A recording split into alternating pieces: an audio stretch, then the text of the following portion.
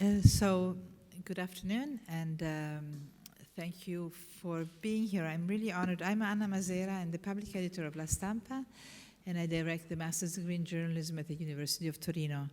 And I'm very happy to talk about this book, Becoming the News, How Ordinary People Respond to the Media Spotlight, because in my job, I really have a lot to do with the public and how the public reacts to media, and I am very often, this subject comes up a lot, and so I'm actually excited to hear your speech, Ruth, and I'd like to introduce her for you, who you don't, I mean, how many people here are Italian? Okay, so for the Italian people, it hasn't been translated yet, the book. But it's, you can order it on Amazon. That's how we got it. And Ruth Palmer is, she's an assistant professor of communication at the IE University in Madrid. She's been teaching there for 5 years. She's from Texas, from the USA. And this book was written last year. She's worked on this book, though, for almost 10 years, it seems. And it's a lot of interviews to readers who have been in the spotlight. And so she has really some incredible evidence. And so there's going to be a talk. She has some slides. And then afterwards, we're going to have a discussion. And please raise your hands. We're a small group. We can all, I'm hoping to be able to, allow you to have a conversation with her and ask her questions. So please, Ruth. Okay, thank you, Anna. Welcome. So I'm very happy to be here. The first thing I feel I should say is that I am not a journalist. I'm a communications scholar, and I study how people who are not journalists think about the news media. So what their attitudes are toward journalists, how they think journalism works. And what I'm presenting here is a slice of that research. So as Anna said, it's just been published as a book, published by Columbia University Press. And this book focuses on the experiences of people who have been named in news stories. So these are not public figures or celebrities, just ordinary people who spoke to journalists for journalist stories. So they were, in some cases, human interest subjects, in other cases, witnesses, quoted as experts, this kind of thing. The book is based on over 80 interviews that I conducted with people who appeared in news stories in the United States, okay? Now, for an audience of journalists, I obviously don't need to make the case that ordinary people play an important role in the news process and in the product, right? But just to sort of put this in perspective, I think, sometimes people say to me, well, this is an old media phenomenon.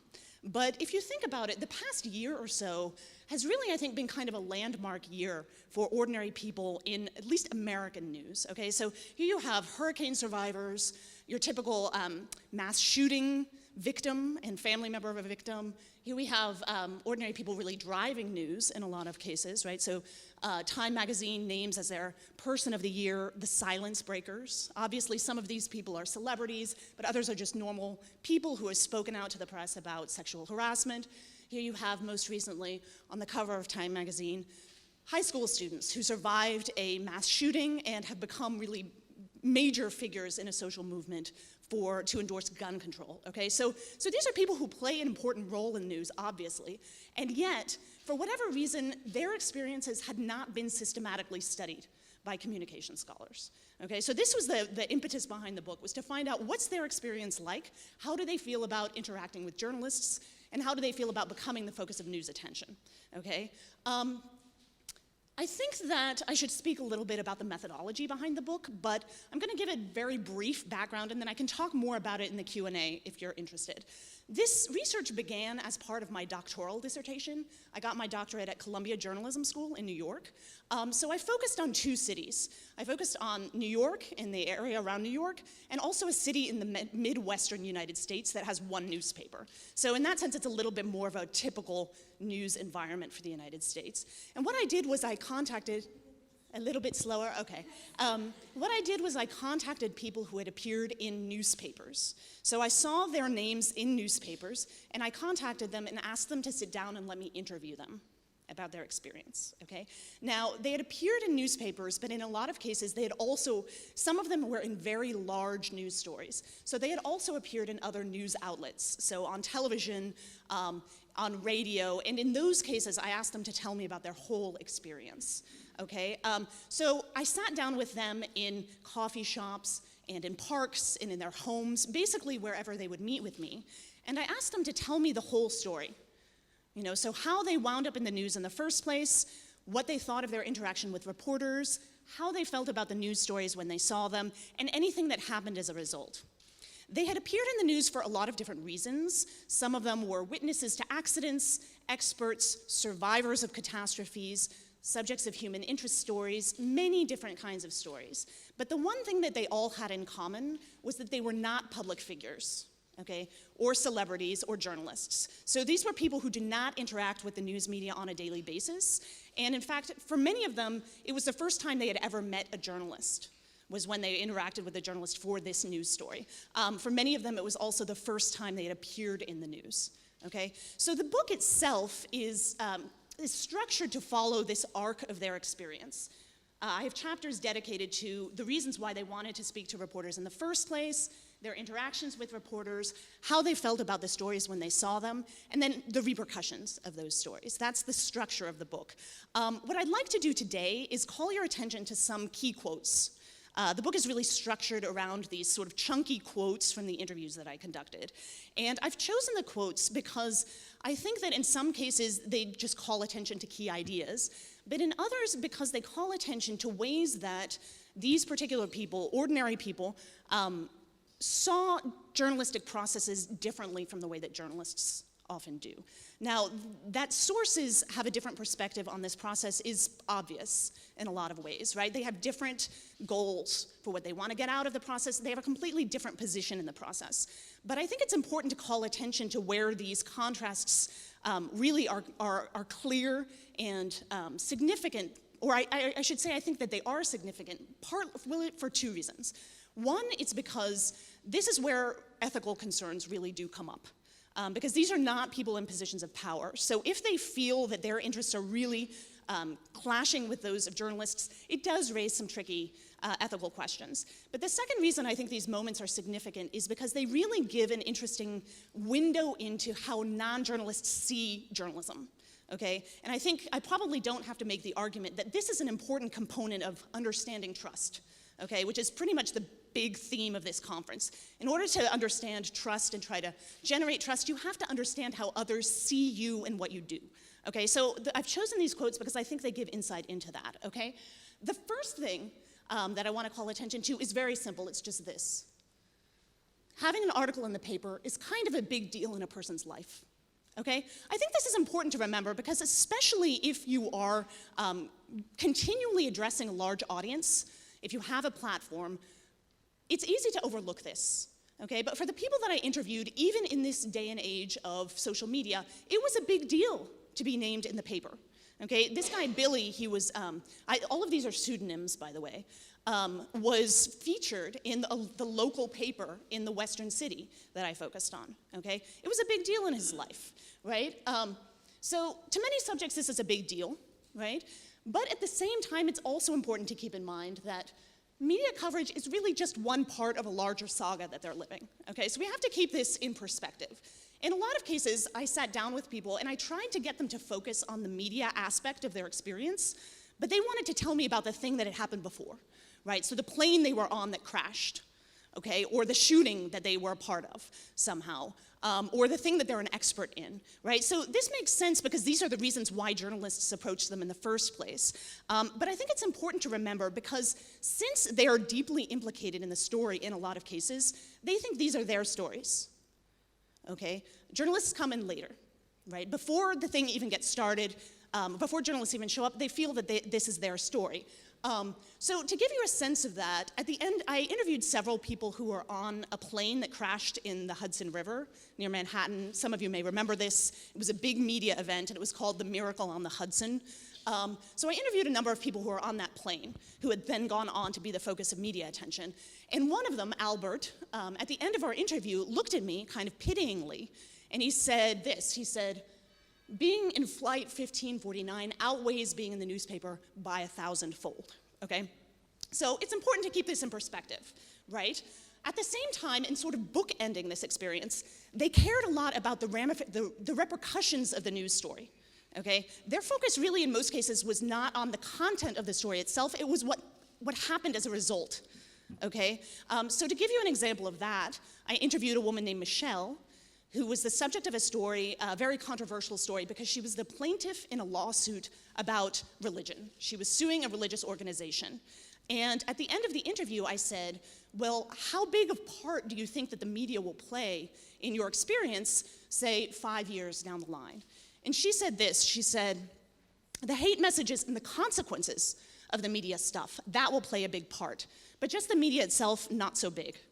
Okay, so you can see here how the underlying event and the consequences later, in a lot of cases, were the things that mattered to them most and shaped the whole experience. In fact, I would say that the underlying event, what I call the trigger event, is the thing that most determines how they experience making the news, right? So if you're in the news because you raped a child, your experience will be fundamentally different from if you're in the news for having saved a child or having lost a child. This is very clear. So the big determinant of someone's experience is not actually anything journalists do. It's the underlying event, okay?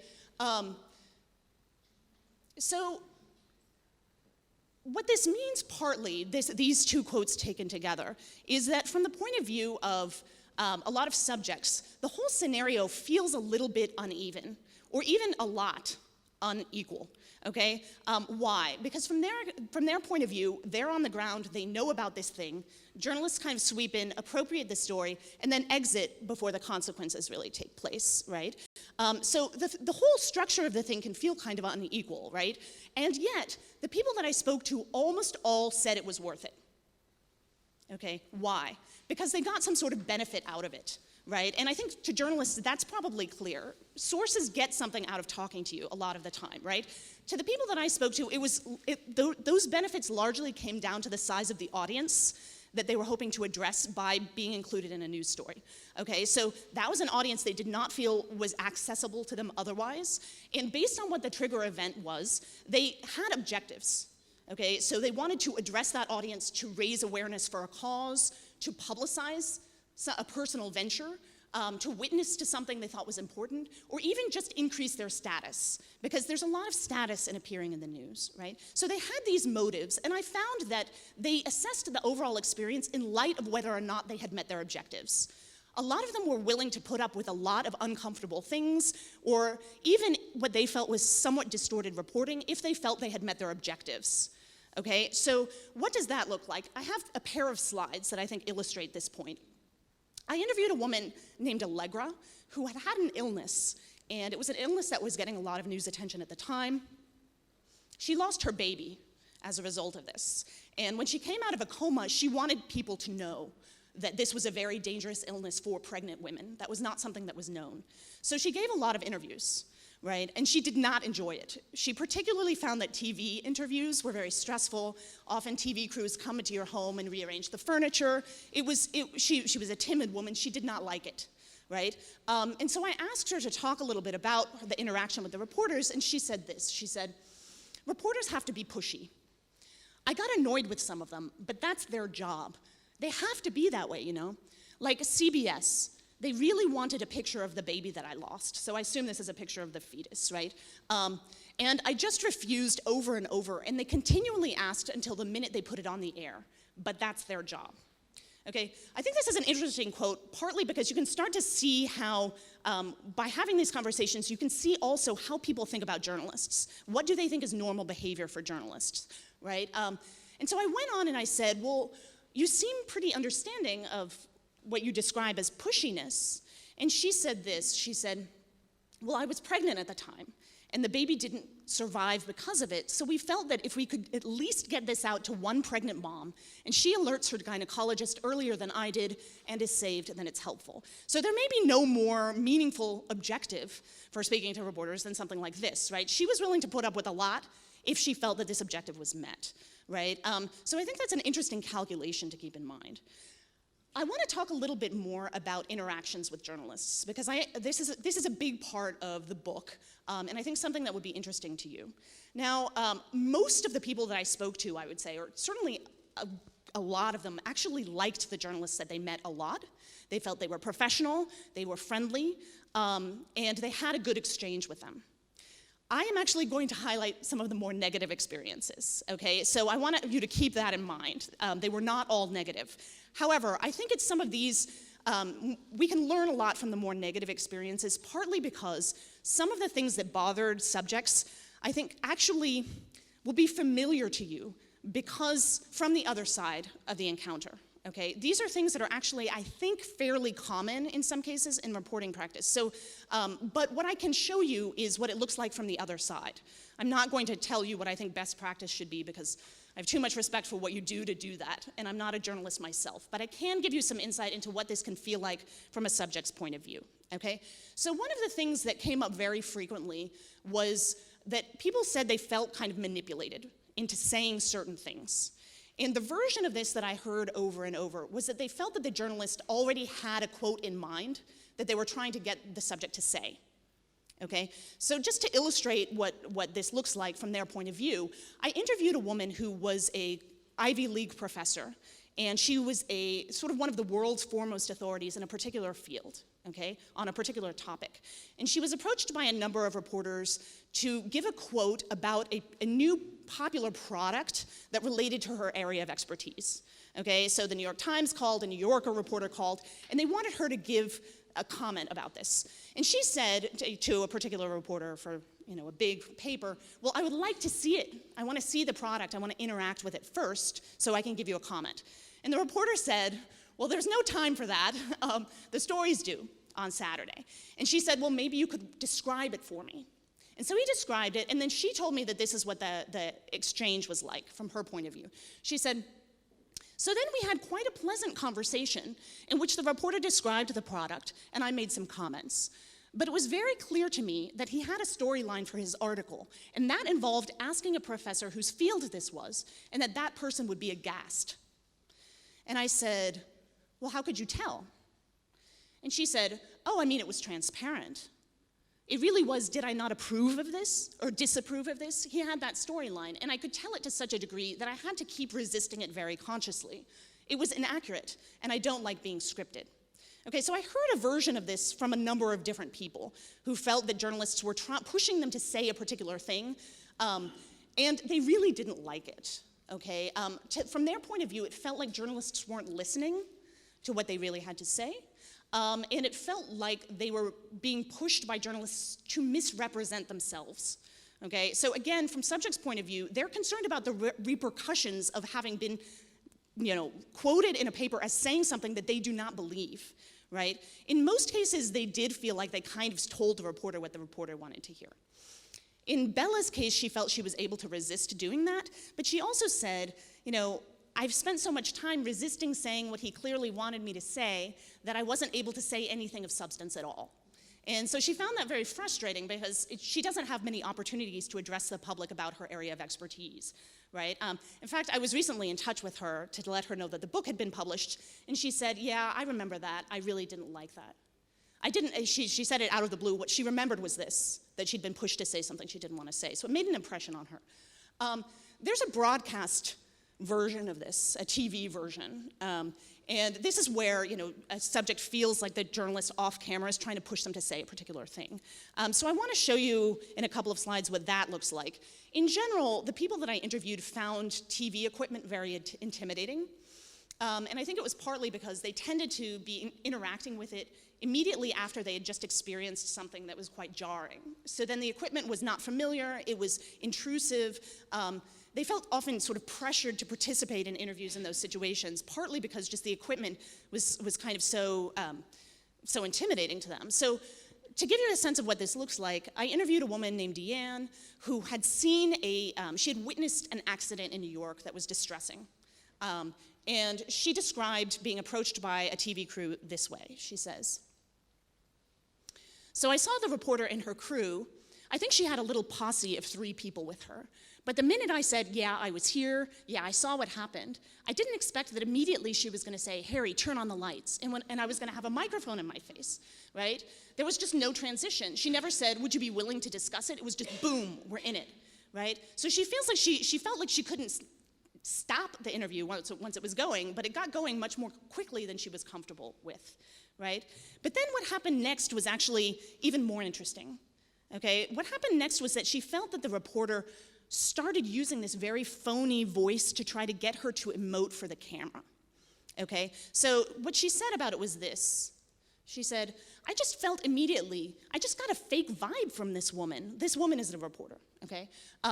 She said this in a phony voice. She says, ooh, that must have been hard. It was fake, it was cheesy. It was like she's giving me these knowing, sympathetic looks, and I was like, how the hell did I get here?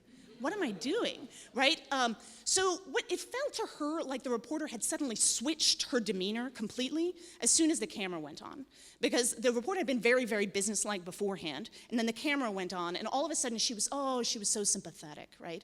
I also heard a slightly different version of this, which was that in some cases the reporter seemed very friendly, and then the camera went on and they seemed very adversarial, okay? So it's the switch that throws people off.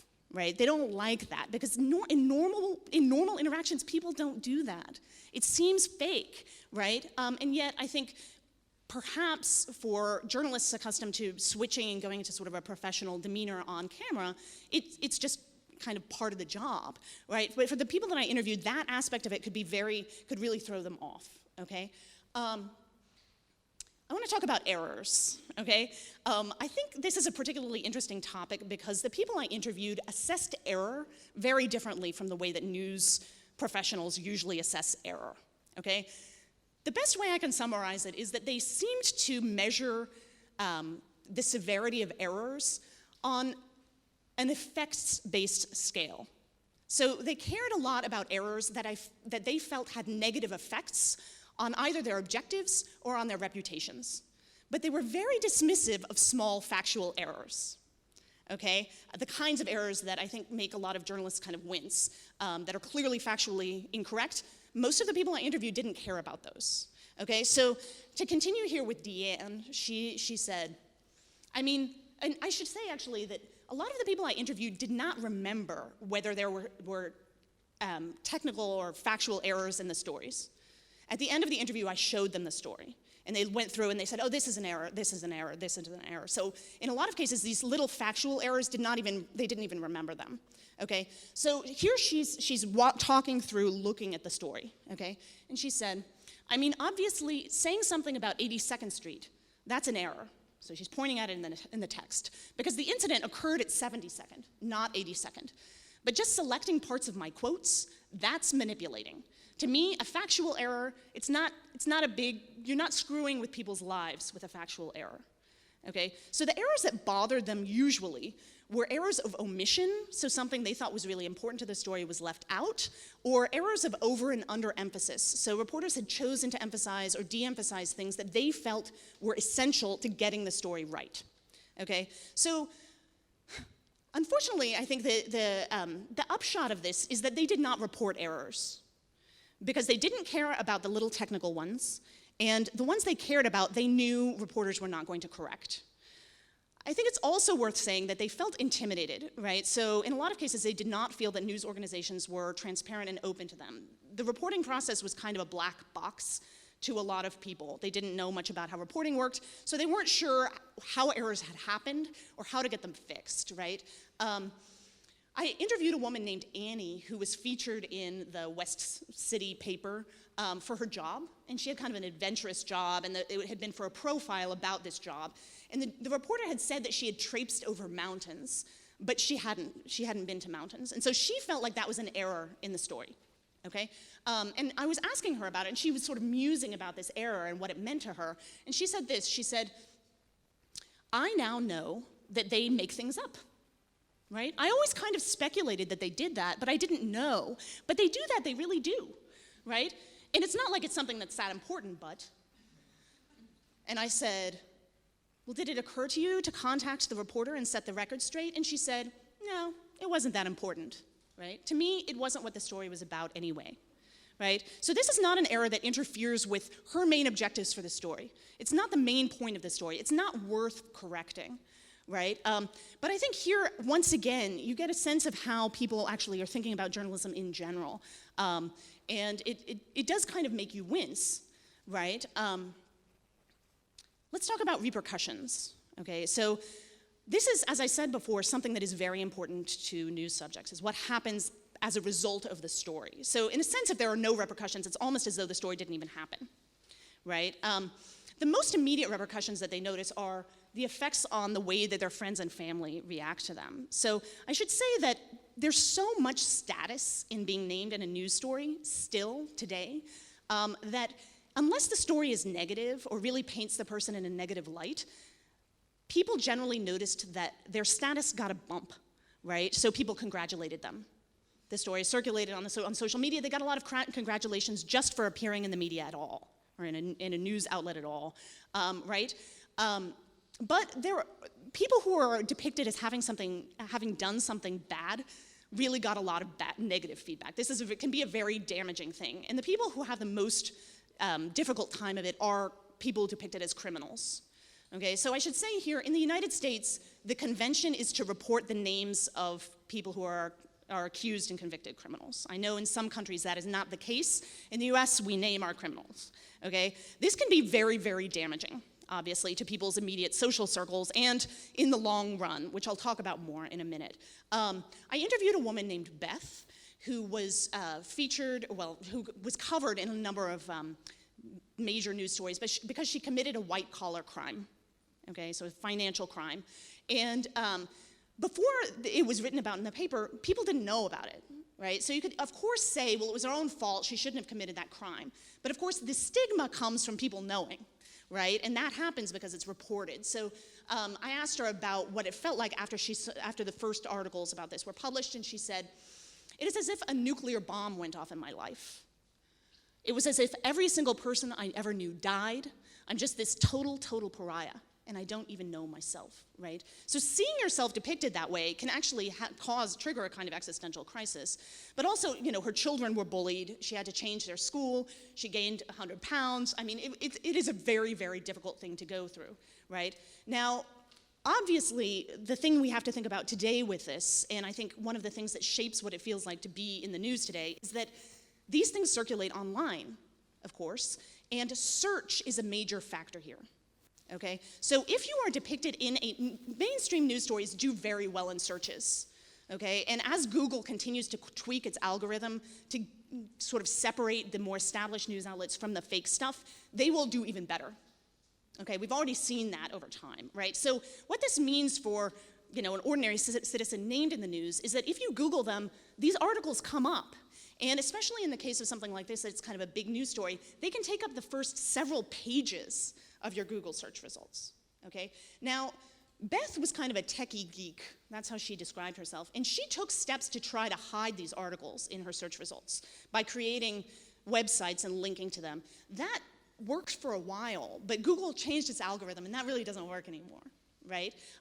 So essentially what this means is, in the US, there's no right to be forgotten. In Europe, that she might have been a candidate for that, right? But in the US, that's not an option. And so these articles can follow you essentially for life. And the worst thing you've ever done can be sort of the first thing anybody knows about you, right? So I think this raises some interesting questions for journalists as well as subjects, because this is something that is a big deal. And it's not something that subjects themselves necessarily think about, okay? So if you're going to be speaking to a journalist about something very personal that happened to you, for example, sexual harassment or something like this, you need to be aware that that is an article that will come up and follow you potentially for your entire life, okay? And I don't think a lot of people are aware of that. A lot of the people that I interviewed were not, okay? So that's one thing to keep in mind.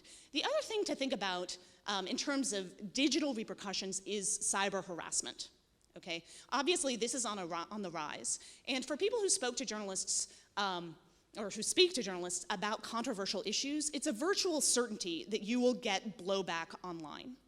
A lot of people don't anticipate this, right? But it can be very, very uncomfortable. So this can come in the form of just seeing comments on articles that attack you personally, or getting direct feedback on social media. And sometimes it can even spill over offline, so in the form of getting letters to your home or your office, which can be alarming because then you can feel very vulnerable in that case. So going back to Michelle, who was the plaintiff in the controversial lawsuit, who felt like the repercussions were very, very damaging to her, she said, "I've gotten hate messages on Facebook from people as far away as Canada and as close as here in West City. I've been called at my work and harassed by reporters. It hasn't been fun. It was very frightening," right? Here, it's kind of interesting. She sort of lumps the harassment she was getting from readers into this sort of ongoing harassment from reporters as well. That wasn't so common, okay? What was more common was that people felt that reporters just kind of went away, right, and left them to deal with whatever these repercussions were, right? So they felt a little bit abandoned, which is interesting. And it kind of brings me to my final idea here. As I've sort of indicated throughout these quotes, in a lot of cases, you can see interwoven in them really pretty negative attitudes about, or negative beliefs about what people think journalism is generally like. And I have to say that even though many of the people I spoke to had positive experiences, it was really striking to me how quick they were to label them as exceptions. Okay, so they'd already embraced a pretty negative attitude about journalists' motives in particular. Okay, so what you've seen, and the people that I quoted here, most of them are sort of more negative scenarios, but in those cases, they saw these sort of negative behaviors, the pushiness, right, the making things up, the disappearing and not caring. They saw those as confirmations of what they already believed about journalists, that journalists don't care, they're self-serving. Right? They're very powerful, these kinds of ideas. And I started to think of this as a deep story about American journalism. So this is an idea that I discuss in the conclusion of my book. I borrow the concept from a sociologist who's very influential named Arlie Hochschild. Okay? She most recently wrote a book about Tea Party supporters in Louisiana. And she develops the idea of a deep story to understand their worldview, essentially. Okay? The book is called Strangers in Their Own Land, and I highly recommend it. But essentially, she defines a deep story as a story that feels true to people. Okay? It's a story about the contending forces in their world that helps them to understand a lot of inequalities, right? It resonates with their worldview, and it may not be factually verifiable, but it feels true. Okay, so I think interwoven in what I've described, you can start to see the deep story that people seemed to have bought into about journalism. But I want to show you one more quote that I think drives it home pretty well. So I interviewed a woman named Katie, who was the owner of a restaurant in New York. This restaurant was kind of an institution on the Upper West Side, and it had been threatened with closure due to a sort of bureaucratic problem. But the New York Post, of all papers, wrote a very sympathetic article about this problem, and that ended up being the pressure that she needed to avoid closure. Essentially, she felt that her restaurant had been saved. Her livelihood had been saved because of this article. And so she was very grateful to the reporter, and she was grateful to the newspaper. And to me, listening to her tell this story, I thought, well, this is a classic story of a journalist kind of standing up for the little guy in the face of power. Okay, so we get to the end of the interview, and I said this. I said, is there anything else you think I should know? And she said, my biggest thing is the press has so much power. They should know the power they hold, and they should be ethical. The doctor is there to take care of the patient over anything else. The press is there to tell the truth, and that's been lost. Okay, now let me just say that I think that it's really easy to focus on the telling the truth part of this. Right, and to say this is she's making an argument about accuracy.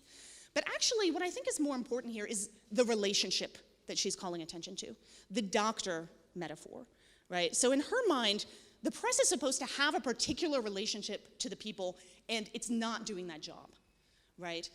Over and over, the people that I spoke to talked about journalists and journalistic institutions not as being on their side against power, but as powerful people and institutions in their own right. This was the story, okay? This is the story that I heard over and over and over. And it was worse. It was people who were supposed to be looking out for them and instead were looking out for themselves. Essentially, it was the story of a bully, okay? Now, this is really important and kind of hard to face because it's the exact reverse of the deep story that American journalism tells about itself. Right? In that scenario, journalists look out for people. They stand up to power on the behalf of the people, right? And yet, the story that I was hearing, I think, is more widespread. This idea that journalism is kind of a bullying institution, very, very powerful. I think it's more widespread than is generally recognized. But you know who knows it really well is this guy. Okay? So he's tapping into these widespread, what I really do believe are more widespread attitudes than is generally recognized But I think this is an important point to emphasize here at the end, partly because, we're having all these conversations about trust. But before you can talk about how to regain trust or instill trust, you need to understand how people are thinking about you, right? In this case, it really is as these powerful institutions that often have motives that are more self-serving than they are in the public service, right? So I think I'll stop there and ask if Anna has any questions and if the audience does.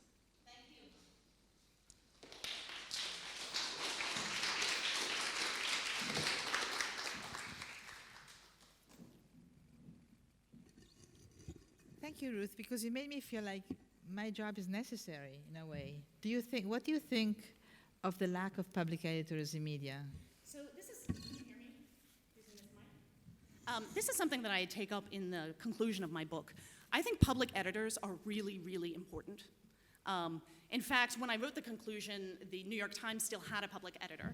And one of the recommendations that I made is that more institutions should have public editors.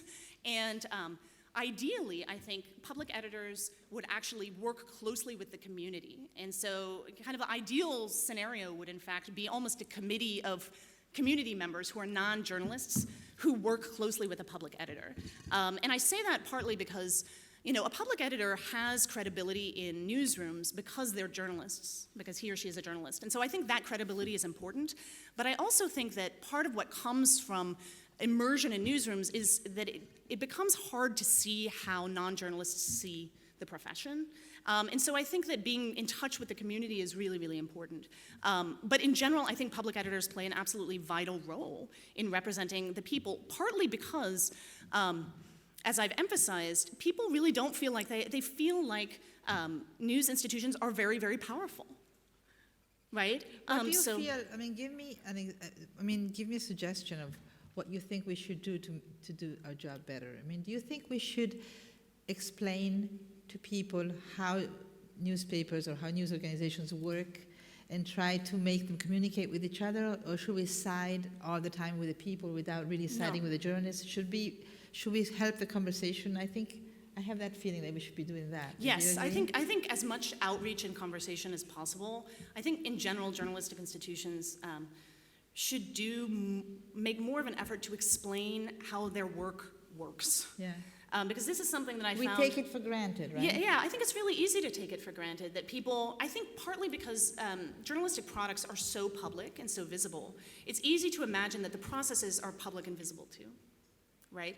But in fact, people don't understand necessarily how journalism works. And if you think about it, we don't assume that, people are naive if they don't understand how doctors do their work or other professions work, right? That's professional expertise, right? But for some reason, we have a tendency to, I think those of us who study journalism and focus on it a lot, to assume that people really understand how the sausage gets made. And I don't think they do. Yeah. And I think that could go a long way toward helping people appreciate the difficulty of the job, but also the reasons why errors occur. People don't know that. Why certain choices are made. They don't know that either. I was speaking to a journalist earlier this week who was saying that, sometimes people would come to her and say, well, the choice of using this shorter word shows bias. And really, the shorter word was used because there wasn't space for the bigger word. Yeah. Little things like that, people just don't know. Yeah. And I think it can go a long way toward building trust to just be to try to incorporate more of a teaching aspect to the job. I fully recognize that is, we're asking journalists to do a lot, right? With few resources. So let me interrupt you. Yeah. Can I ask you, do you sympathize more with the journalists or with the public? When you were doing this work, who were you siding with? Well, when you read it, who did you think I was siding with? Well, I felt you understood the journalists, but you were siding with the people. Yeah. I think that it was hard not to, I tried not to do that too much, but it was a little bit my tendency, partly because they really don't have a lot of power in this exchange. They're very different from public figures. Yeah. And I think a lot of what we think of as best practice in journalism is designed for interactions with public figures. Now, do you think we should stop interviewing the common people when there are accidents or when there are those events? I mean, do you think we should stop? Is it a practice that you think should stop because we're not doing a good job with it, and we should just do the interviews with the public figures and stop talking to the people? No, I don't. And I mean, I think,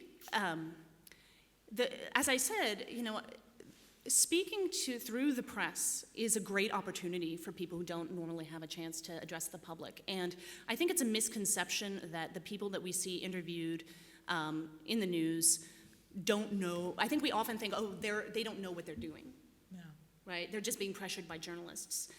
In fact, I found that they usually did. They wanted to talk to journalists, to witness to an event, to call attention to things. But I would say that I think, as the example I gave of the accident witness sort of emphasizes, it is important to approach people who have just been through something traumatic in an understanding way. Yeah, right. Of course. So well, the best journalists usually do. I think you're right. Yeah, they get more information if they do it. Yeah, I think that's true. If they're nudging instead of pushing. Right, and coming in more. To be fair, I think print journalists have, in a way, more leeway to approach gently. Than the broadcasting journalists with a pushy they're under a deadline and all of this. But I think in that scenario, clearly, it seems pretty clear that from the subject's point of view, it would have been better for the journalist to say, are you okay? Are you okay? Yeah. We'd like to interview you. And to actually be sympathetic before the camera went on. Yeah. Because that's what people want. It's not phony sympathy, it's actual sympathy. But good journalists, should do that, yeah. Let me make a case for the journalists. There's journalists, and journalists are not all the same. No. If I have to explain journalists to people, I would say, we are humans, and there's the good ones, the less good ones, the bad ones, and the very bad ones. Mm-hmm. So we're not all the same. We're all different. Yeah. So talk to the good ones. Yeah, I think part of the problem is that the people that I spoke to. You can choose too. Yeah, actually, I think that would be a good thing to educate people more on. Yeah. Is that diversity? Because one of the if things. they read papers and they follow the news on television or online, they can figure out who's good and who's not as good. Yeah, I think we tend to assume that more people have that kind of time than necessarily do. But I agree with you. But I think that would be something that we could educate people more about, is the differences between different kinds of journalists. Partly because, what I think is so unfair, really, in a lot of ways about this deep story is that people did tend to lump all journalists into this big media blob. And they had negative ideas about that blob. And the journalists that came to mind for them as sort of being examples of this were TV journalists who they had seen abusing people. Yeah. They talked about those things. Those were the ones that were most accessible to them. And so, that's the image of journalists that I think, broadly speaking, the profession has to work against. But it's important that they understand that that's the image people have in their minds in order to be able to try to address it and change that attitude. Do you still think that there's a need for journalism? Oh gosh, yes. Okay, more good. now than ever. No, and I'm sorry if you got this sense that I was so I'm unsympathetic kidding. Because, No. it's so vital. Sure. Of course. Now, the Vox Populi, there's different kinds of people that are being interviewed, not just the victims of accidents, but also a lot of people are being interviewed just because they happen to be on the street and there's an event. And to get a colorful story, journalists need to have the Vox Populi. Yeah. So Vox Populi, it's typical, whether it's a football game or if the journalism festival. I'm directing a master's degree in journalism, and my students go around and ask people, so how do you feel? What do you think about this festival? And they're getting Vox Populi. They're getting people, whoever stops by and wants to talk, they talk. And so you get the people who are really wanting to be in front of a microphone, who love appearing in public, and the people who are really shy, right? Yeah. So depending on the ability of the journalists to do the Vox Populi, they get good or bad quotes or very banal quotes that are not interesting. So, and you wrote about Vox Populi, so will you tell them, because you only talked about the I accidents. didn't talk about that so much. So In a lot of ways, these kind of person on the street interviews are the lowest stakes interviews for people. You know, they're not actually that invested in those stories in most cases. But they want to appear. But they do, and there's a variety, as you said. You know, some people are not interested in the attention. But some people said to me, I'm just the type of person, like if I see a journalist, I'm going to go right for him. Right? So there are some people that just enjoy it. You know, they have a performative impulse. It's exciting. Right? So this is something that I talk about in the book that I didn't emphasize. There's an excitement. This is out of the ordinary. It can feel kind of flattering that the journalist wants to talk to you. You're going to be on TV. Your friends will see you. You'll get to post it on social media. People will congratulate you. That's fun. And so there's actually a playful quality to the Vox Pop for the subjects that enjoy that kind of thing. Yeah. You know? So a Vox Pop is also very useful for the media to kind of advertise itself. Because in a way, if you go in the streets and do a Vox Pop, you tend to make people go and click on the website or go and watch the TV show, the TV news piece, or buy the paper to see your quote and show to your mom, hey, I'm in the newspaper today, right? Yeah. So since we're in such a big crisis and there's a model business, the business model is in crisis, using people to enlarge the audience is kind of a subconscious way of journalists to survive. Do you agree with that, or do you think we're doing it more and more because we need more attention because we're afraid people won't read us? Only the public figures read us and not the people. Gosh, have you ever thought of that? I haven't really thought about that. Yeah, because I think that's an attitude also. That we feel like we are writing so much about public leaders, we interview public leaders, that it seems like we are writing the newspaper or the magazine for them and not for people. And so then we feel, okay, well, let's put up a Vox Pop piece also to make it more popular and broaden our audience. Well, I think it's a good idea. Because I do think that part of this larger question of how people feel about news and their attitudes toward news includes an idea that, in a lot of ways it's a feeling, okay? And I don't think we talk about that enough. We sort of tend to think of people's attitudes toward journalism as being based entirely on some sort of cold assessment of the content that's being presented to them, right? If it's accurate content, I will trust, right? But in fact, it's something more than that. And I think, the best research on this suggests that, people trust or feel kind of a trust impulse toward news organizations that reflect back to them something of their world experience, right? And that doesn't have to mean literally that they're seeing people in the news that are exactly like them all the time, but they need to have a sense that they're having something reflected back to them that is familiar in some way and resonates with their worldview. And so it would seem to me, in theory, that part of that would mean the inclusion of more kind of ordinary people, in the news. I have one last question, and then I would like to leave it to the audience. But it's a very tricky issue. The issue that you brought about the right to be forgotten. I mean, in Europe we have that, and it's pretty clear, and we're applying it actually. In the newspaper I work for, but I'm sure many other Europeans do the same, readers call us up and they ask us to untag a story, to unpublish a story, because before going to Google and asking Google, they call directly the publisher. And if we feel they have a right for that, we go and check, because the checks and balances on the right to report something and keep that online. Sure. Because there's a history, and it's our right to give that a story, and then the right of the individual to unpublish it if it's not newsworthy anymore and it has nothing, and it destroys their reputation. Then we try to balance that out, and every single case is a different case. So we decide day by day. And but that's not done very much in the U.S., is it? It's not done at all. In the U.S., there's not a right to be. So here, I think probably most people are familiar with the right to be forgotten. But the idea here would be that, mostly it's a matter of your right to contact search engines, so specifically Google usually, and ask them to remove links to stories so that when people Google your name, the story won't come up.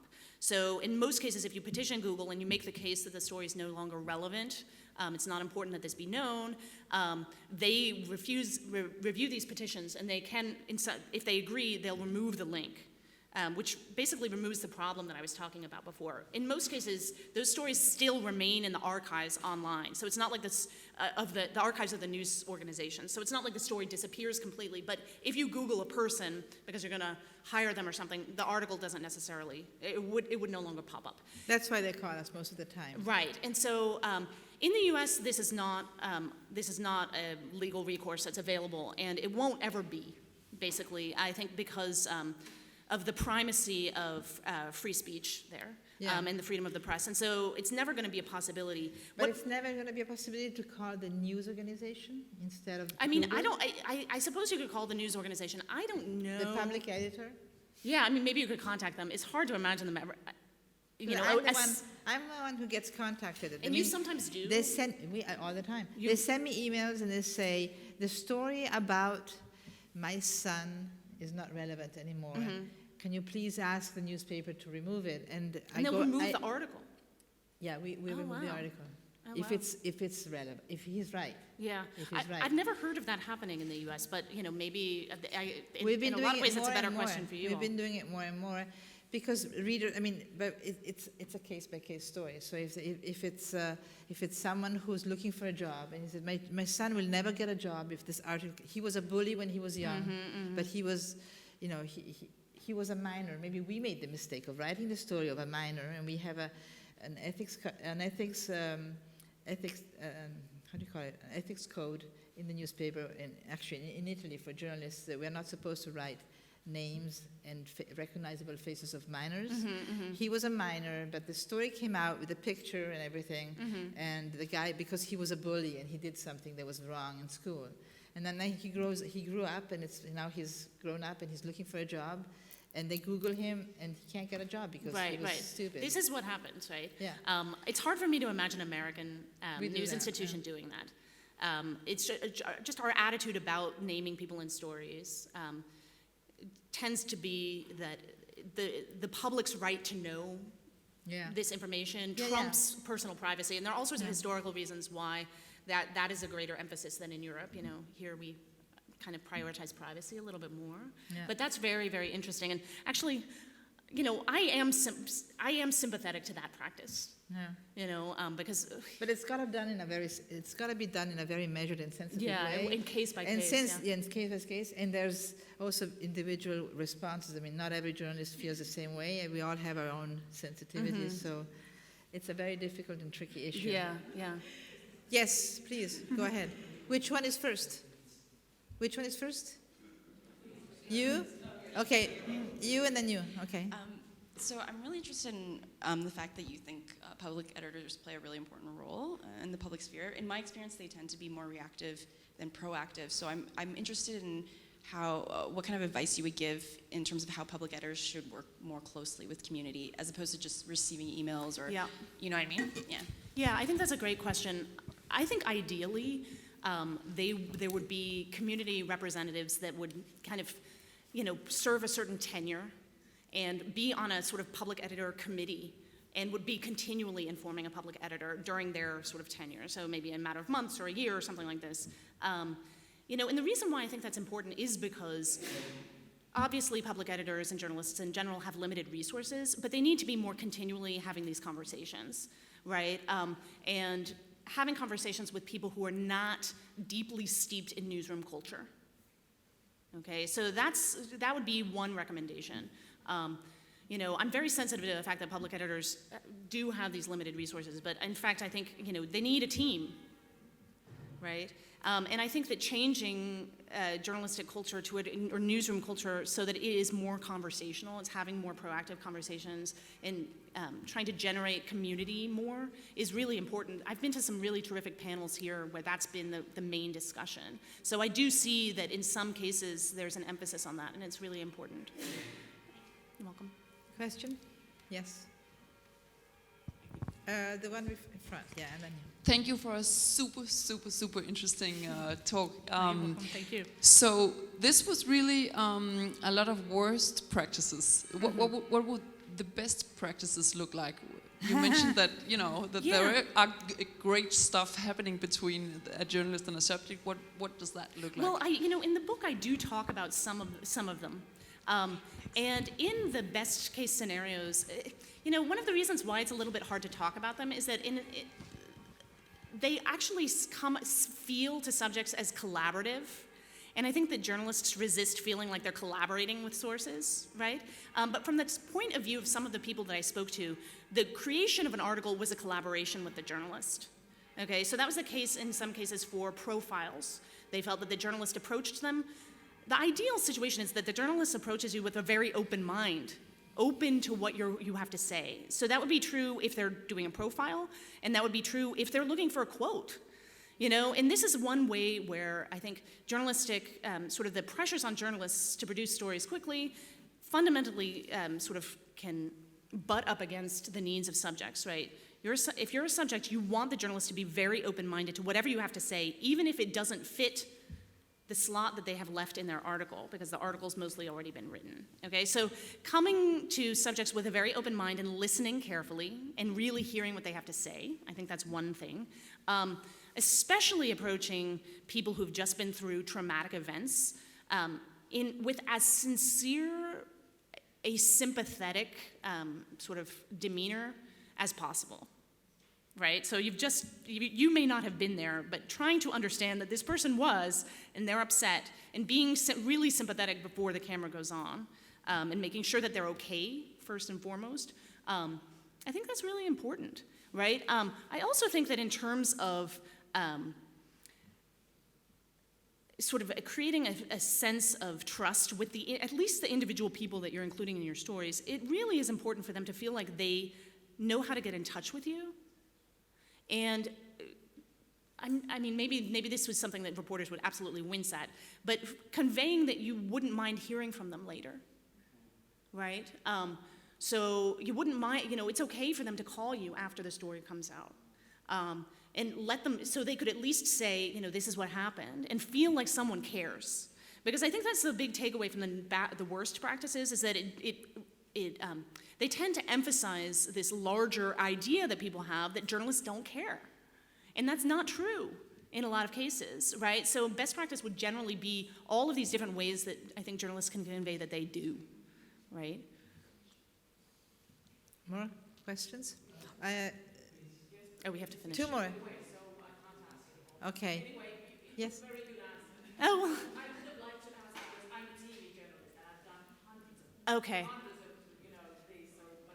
Well, we can talk after. I'll stick around. We're running out of time, so we keep doing questions outside. Thank you very much. And Thank let's you all give for a round coming. of applause.